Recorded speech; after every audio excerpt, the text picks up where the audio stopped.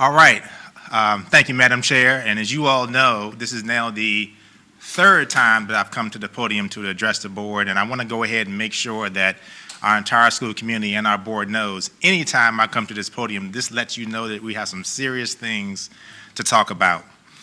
I want to continue my comments to the board from our July 9th, 2020 school board meeting and provide insight into some of the reasoning for our recommendation for a virtual start, except for our students in our specialized programs for the first 9 weeks of the 2020-2021 school year. As we have always said, we will keep kids first in every decision that we make. The safety of our students and staff will always be our first priority. As we all know, the total number of COVID cases in Virginia has been on the rise since June, and Governor Northam recently announced renewed restrictions for the Hampton Roads area. Our team and our task force groups have worked diligently to develop plans and processes that best fit the needs of our students and school community. I want to publicly thank all of the members of the task force for their dedication and support in assisting us to develop our fall learning plan, Educate and Innovate. It is our job to provide the best learning experience possible for our students. And we all know that every decision that we make will not always be the most popular, but it will always be the right decision for kids.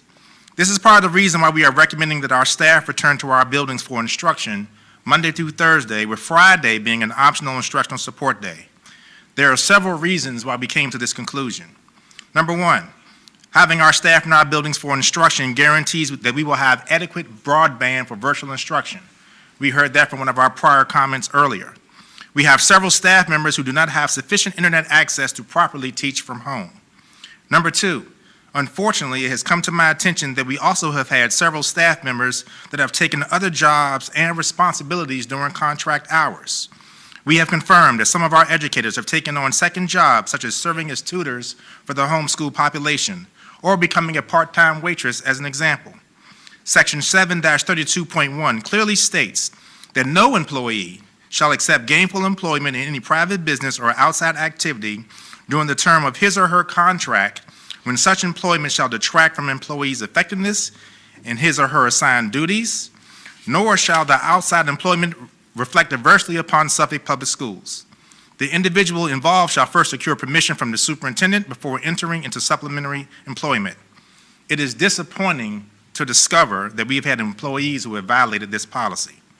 Number three, all teacher resources are present in our schools. We want to make things as easy as possible for our educators to create innovative and engaging lessons. And we know that the resources and manipulatives that can be used in a virtual setting are properly stored in our schools. Number four, we also want to be able to separate the home and work life for mental health support. We fully understand that if a staff member has a young child or someone else at home that needs their attention, this may be difficult during contract hours. We want to preserve family time for our employees. Number five, our administrators will be able to properly monitor and observe instruction in a more efficient manner and be able to provide immediate feedback if staff is in the building. If you remember, one of the core pieces of feedback that we received from our virtual SPS model for the fourth 9 weeks was a lack of consistent feedback and engagement from some of our instructional staff. We feel that following the same format as if we are in face-to-face instruction is the best method to improve instruction. Number six, and this is to me the most important. Lastly, we need to make decisions that are fair and equitable to all of our employees in Suffolk Public Schools. Since the spring, we have had cafeteria staff, custodial crews, office staff, school counselors, administrators, maintenance staff, and others who have returned to work, many for 5 days a week.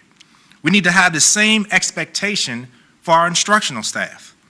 All of you have heard me say that we need all of our employees to be present in order for this school division to succeed.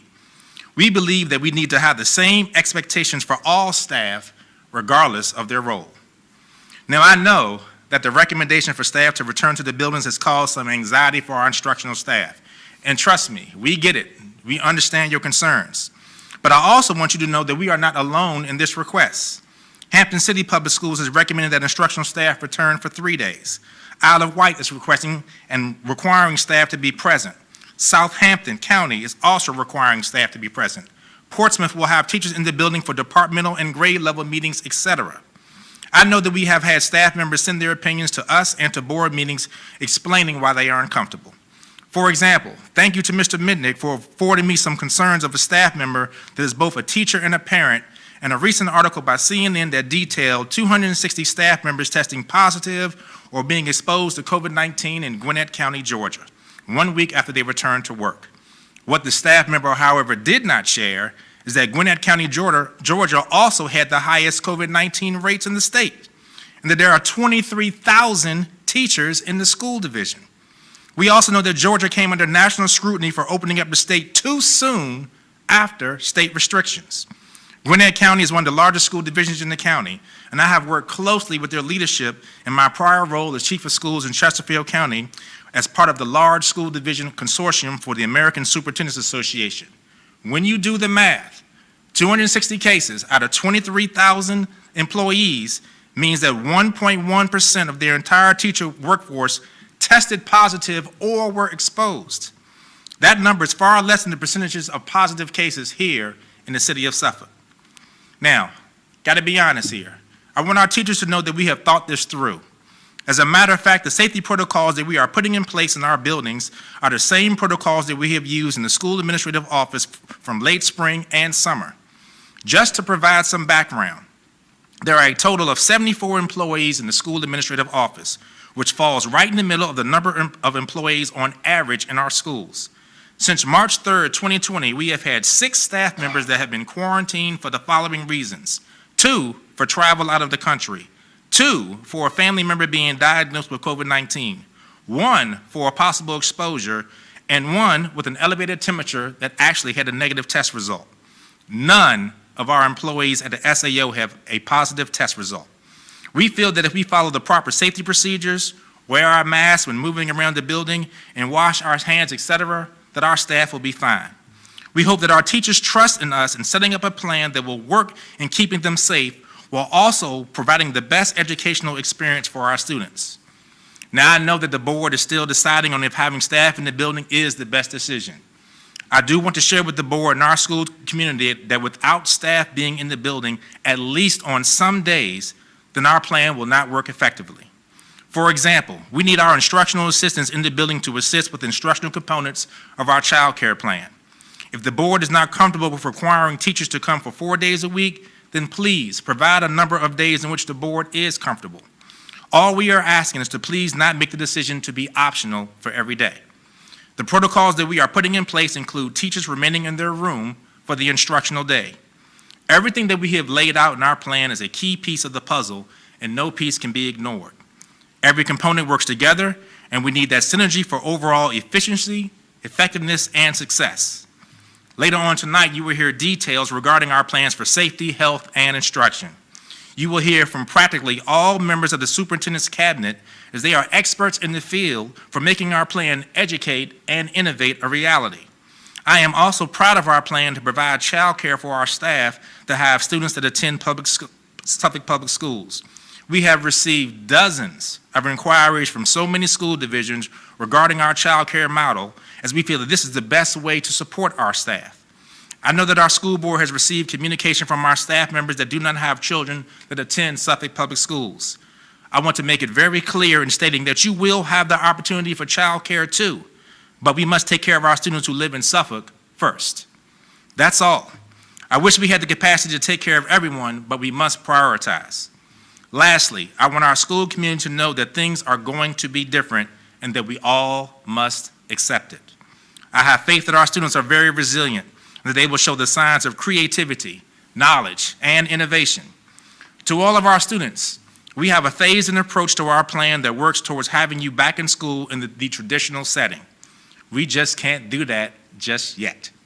To all of our parents, thank you so much for your feedback, email, letters of concern, and support.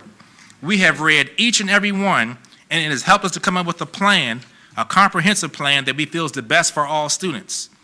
I know that there is still some discussion, as we heard tonight, regarding our Khajiit devices for those areas of Suffolk that have challenges with internet access and broadband. Thank you to John Littlefield, our Director of Technology, and Anthony Hines, our Purchasing Manager, on their work in upgrading our current Khajiit devices to unlimited data.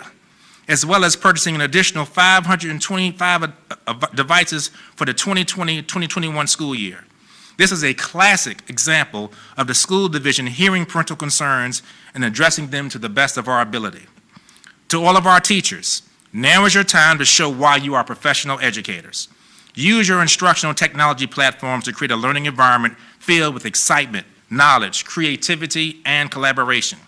The collaboration must be between all parties, but specifically teacher and student, teacher and parent, teacher and administrator and parent.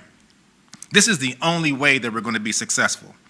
I am sure that our board will relay several of your questions during our fall learning plan presentation, and I will reinforce our answers and everything else that you want to know during my next Facebook Live on August 14th, 2020 at 2:00 p.m. Thank you to everyone that assisted us in taking Suffolk Public Schools to the next level. This is what building the best SPS is all about. Thank you.